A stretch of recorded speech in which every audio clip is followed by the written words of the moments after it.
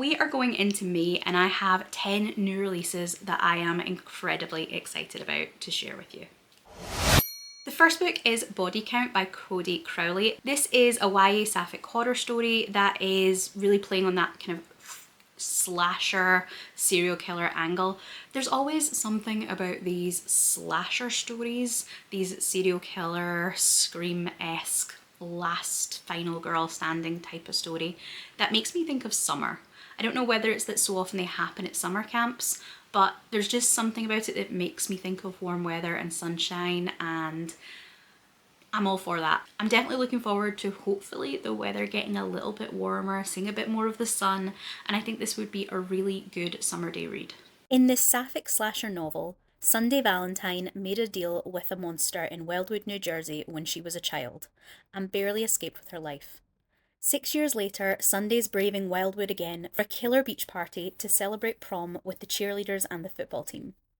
But the monster is back too, and this time he'll stop at nothing to make sure she pays her debts. Frances White's Voyage of the Damned was my top book of 2024 when it came out. The debut novel was a murder mystery set in a fantasy cruise ship, and her sequel novel is something very, very different. The Bone Door is coming out on May 7th, and it sounds like it has more of a Piranesi angle to it.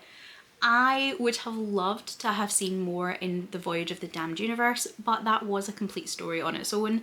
I think it's very brave when debut authors try something completely fresh for their second book, and I trust that I'm gonna enjoy this one every bit as much. How far will you go to open the bone door? When Hop awakens in an ancient labyrinth, he has no memory of his life or how indeed he got there. He does not recognise the mysterious girl trapped with him, and he certainly cannot identify the shadowy figure stalking him, whispering terrible things. But there is one thing he is certain of. He must escape. The only way out of the labyrinth is through the bone door, but it lies behind a series of locked doors hidden across an array of realms. As Hop travels deeper into the maze, he discovers that he and his companions may be more connected to the place and its horrors than he could ever imagine. Dungeon Crawler Carl has been absolutely everywhere this year. I don't think it's any surprise that the newest release, number 8, A Parade of Horribles, is on my most anticipated releases list. I personally am not quite at number 8 yet. I do have at least one book that I need to catch up first, but this one sounds like it's going to be such fun. The Dungeon Crawler Carl books always have two kind of elements going with them. We have the level itself, the floor that we're on, and that tends to change book to book. Then we have the overarching plotline, both Carl's desire to upend the entire galactic political system and the AI that's running the dungeon itself growing steadily more sentient. From the sounds of it, this is going to play across all those levels, but what I am most excited about, and it's unusual for me because usually it is the intergalactic politics that interests me most, but for this one I'm actually super excited about the level. It sounds like we're doing something along the lines of Hanna-Barbera's Wacky Races cartoons, which had Penelope Pitstop and Dick Dastardly and Captain Caveman all with their little cars racing against each other, pulling whatever hijinks they could to get an advantage along the way. I think this sounds exactly like that, and I really hope that we're going to get to see a good amount of the level playing out before we inevitably go into the politics and the AI plotline and the inevitable trauma that Matt Dinniman is going to unleash at some point. As chaos and mass panic spread outside the dungeon in the wake of faction wars, Carl and Donut find themselves on the 10th floor, where they're forced to compete in a surprisingly normal set of tasks. Well, normal for the dungeon. Races. Get from point A to point B and don't come in last. After each race, they pick an upgrade for their vehicle and the track gets more challenging. It all seems a little too normal, a little too simple. Ignore those strange glitches that are occurring with increasing frequency. Don't listen to those whispers about what's happening on the mysterious 11th floor, something the AI calls a parade of horribles. Nobody, not even the showrunners, know what that means. Just that the AI has ominously dubbed it a coming out party for the ages. Everything is fine, Crawler. I repeat, everything is fine. Carl hates that it's business as usual. The rules of this floor have taken away his agency. That just will not do. So Carl is planning a party of his own. It's a plan so dangerous, so insane, that he can't even consult his friends lest the AI put a stop to it. Because if it goes wrong, it's not just the end of Carl and Donut. No, the stakes are higher than they've ever been. Another sequel that I'm really excited about is All Hail Chaos by Sarah Rees Brennan. This is the sequel to Long Live Evil that came out last year. In Long Live Evil, we followed a woman suffering from terminal cancer. She was transported into the world of her favourite novel, but in the role and the body of the villain. She quickly found out that she didn't remember the book quite as well as she thought she did, and she had to try and find a way to avoid her character's inevitable tragic end. I struggled to get into that book at the beginning. I really wasn't expecting the humour and the writing style to work for me, but by the end I was completely hooked. I was so eagerly anticipating this new book. The twist at the end of the last one, I don't know if it got everyone, if it was just me and I was very gullible, but that twist absolutely threw me through a loop, and I am very, very excited to see what's going to happen next. Ray is a fantasy reader who's been transported into her favourite fictional world of swords and sorcery, castles and monsters.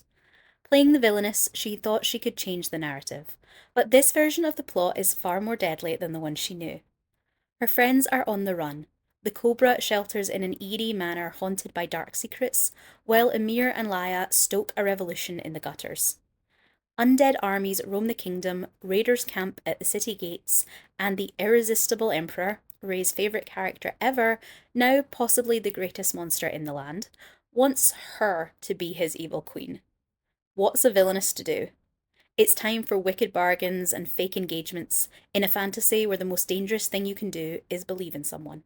On May 19th, we have Mortedant's Peril. I'm not sure if that's how you say it. This is the new book by R.J. Barker. Now, R.J. Barker is an author I have seen around BookTube consistently. Seems to be someone that is very well beloved, but I've never actually read any of his books. They just haven't appealed to me in particular. But this one sounds like something that is completely up my alley. So for a new to me author to have a book that sounds this perfect is giving me very much excited feels. This is a fantasy world magical mystery, which we all know is completely my jam. So I'm very, very excited both to try this book, this new series, and to try an author that I really hope I'm gonna love. Irodi Hasp is a Mortedant, a cleric tasked with reading the last thoughts of the dead, although no one thanks him for it. No Mortedant is popular, but Irodi is scarcely tolerated even by the other members of his own guild, and rarely selected for anything but the lowliest of jobs. This impoverished existence would be dismal enough, but after reading the corpse of a low-level records keeper, Irodi's troubles quickly multiply when his own apprentice is murdered, and all fingers point to him as the suspect. The only way to save his own skin is to find the real culprit himself, an investigation that quickly attracts powerful enemies with few scruples and draws him into a plot that threatens the entire corrupt yet wondrous city he calls home. Then we have an author that I know I enjoy. This is Caitlin Rozakis' third book, Startup Hell. In her previous novels, she's always taken a fantasy staple and just put a slightly tilted view onto it. In Dreadful, we were looking at the Dark Lord trope through our Dark Lord's eyes, and then in the Grimoire Grammar Parent-Teacher Association, we were looking at magical schools, but from the point of view of a non-magical parent, and the challenges that they would face trying to fit into this world that they're not a part of. I think Rozakis does a really nice thing with her books where she manages to combine a really wry humour with a really sharp eye for the social issues that are involved. And I'm really thinking that this one that is going to tackle corporate culture is going to do the same thing.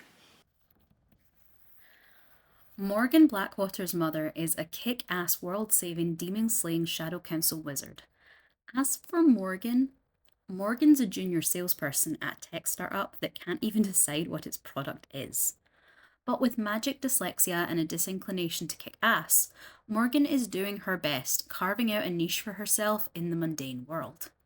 Leaving work late one night, she discovers her boss dead from the effort of summoning a demon to trade his soul in order to make his quarterly target. The disturbingly attractive demon, Lucaroth, Luke for short, is trapped here until he finds someone to sell their soul. While trying to sneak Luke out of the building, Morgan runs into her infamous mother. Apparently, someone has been summoning demons, and she's here to get to the bottom of it. Trying to protect Luke from her mother, Morgan gets sucked into the infernal plane and discovers hell really is a corporate nightmare. She only gets back home with a promise to deliver a human soul of her own. While her co-workers are really annoying, she's not willing to sacrifice their souls. The company's tech bro CEO, though, is another story. Another highly anticipated sequel is one that has been in the works for a while and been pushed back, and it is finally here. Villain by Natalie Zina Walschots is the sequel to Hench, and I read that book just last year. I had had it on my TBR for ages and I just hadn't got round to it because I really personally struggle with superhero novels. Despite having been a complete comic book kid in my kind of preteen years, something about it in prose just never connects for me the way I want it to. But Hench blew me away. It was a 4.5 or 5-star read. I really liked the way it took the superhero concept but looked at it in such a grounded, realistic way. I loved that our heroine was not superpowered at all, and what she was really using was her brain and her eye for detail to carve a place for her in this world. I loved how ambitious she was and how ruthless. I really want to see what she does next. As much as I say that though, I don't actually know that I felt like Hench needed a sequel. It did set up some elements in that first book that we can continue on with. There are definitely threads left to be unravelled, but I kind of felt it did a fine job of wrapping things up. Maybe not answering every question, but enough that the book could have ended there. So I don't know that I need villain, but I definitely want it. And I'm really hoping that it's going to, again, push boundaries. It's going to do something unexpected and different and really help and really give me another superhero novel that I can enjoy. Johanna, better known to superheroes as the Auditor, has carved out a name for herself. Any hero unlucky enough to cross her path knows her potential and powers. She has an incredible job with lots of perks, and her boss will literally annihilate anyone who crosses her. Her greatest enemy, the former hero Super Collider, has been utterly defeated and literally ground into a pulp. But Anna still has her sights on a greater target, destroying the Draft, the organisation that makes, trains and manages the world's most powerful superheroes. These heroes have shown time and time again that they do more harm than good, and now is the time to stop the damage at its source. Yet all is not well for the Auditor and her fellow evildoers. Her employer, Leviathan, the world's most feared supervillain, is not coping well with Super Collider's defeat at someone else's hands. Moreover, her unlikely ally and unexpected friend, Quantum Entanglement, has vanished without a trace, leaving Anna to examine all the ways they deceived each other. Tension and uncertainty fill the air, and fear that this moment of triumph is about to crumble looms over all of them. Anna soon finds herself facing down an opponent unlike any she's taken on before. Not another superhero, but someone like her, the Draft's chief marketing officer. This isn't a test of physical prowess, but ideas, and as the fight spirals deeper and deeper, with new foes popping up every day, she'll need more than just her superpower, data research, to keep ascending through the supervillain ranks. It's guerrilla ad warfare, and the Auditor might have finally met her match. On May 26th, we have Johanna Van Veen's new book, This Is Blood of My Blood. I read Van Veen's debut, My Darling Dreadful Thing, and I really enjoyed it. I really thought she got a really nice gothic-y atmosphere coming through, a really good sense of an unreliable narrator. I haven't yet read Blood on Her Tongue, although I do have a copy. Seem to get a lot more hype, a lot more kudos, and I do still really mean to read that at some point. But for now, this is the shiny new one, and I'm really hoping that I'll get to this quicker than I got to the last one. The year is 1635. Sister Ursula, a young nun fleeing from the ruins of her convent, and Elspeth, a sharp-witted peasant, escape a band of marauding soldiers and disappear into the Bavarian forests. War scorches the land, and no one survives it alone. The arms of a dying man, the gilded skull of a saint. It is said that if you reunite the saint's skull with her body, a wish will be granted. Desperate for salvation and each with secret desires of their own, Ursula and Elspeth follow a ragged map across a blighted countryside. But darkness follows them, a necromancer drawn to the relic's power, the saint herself whispering at night. And as the lines between blessing and curse blur, the women must face a harrowing truth. The magic they seek comes at a cost.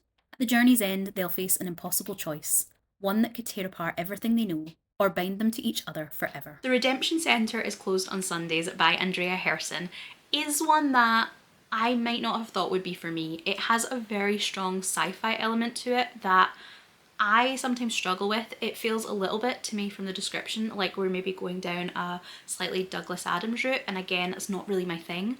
But it is doing a murder mystery. The elements that are sci-fi sound like they would be fun, and I actually am really anticipating this one.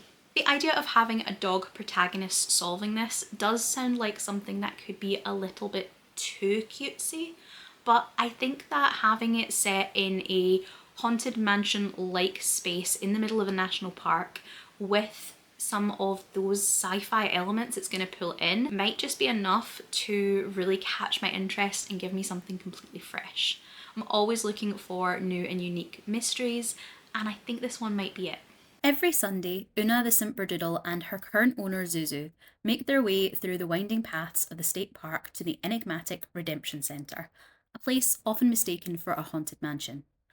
When a local celebrity is found murdered, the unexpected brings Una together with a ragtag group of local misfits.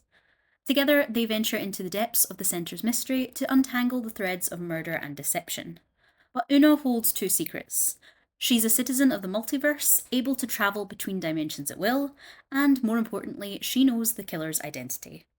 Unfortunately, the killer knows she knows, and he's determined to find her and silence her for good. The last book that I have on this list is Bromantasy by Máire Roche, and this just looks so fun. I mean, look at this cover. It is so bright, so colourful, so unapologetically pure joy coded that I am very, very excited. I think this is going to be the perfect summer read.